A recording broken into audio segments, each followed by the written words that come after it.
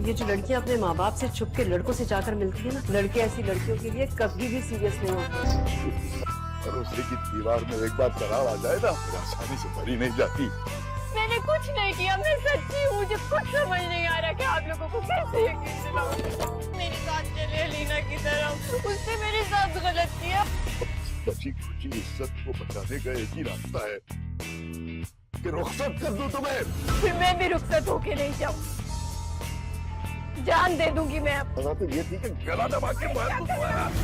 नसरीन आई थी वसीम के कजन का रिश्ता लेकर।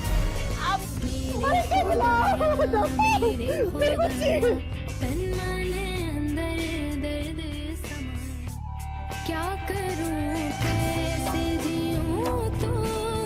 ये जो लड़कियां अपने माँ बाप से छुप के लड़कों से जाकर मिलती है ना, लड़के ऐसी लड़कियों के लिए कभी भी सीरियस नहीं होते। भरोसे की दीवार में एक बार दरार आ जाए ना, फिर आसानी से भरी नहीं जाती।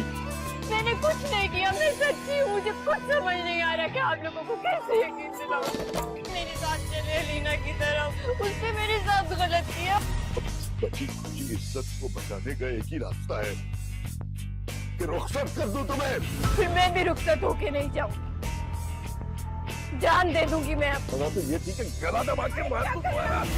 नसरीन आई थी वसीम के कजन का रिश्ता लेकर। तन माने अंदर दर्द समा क्या कर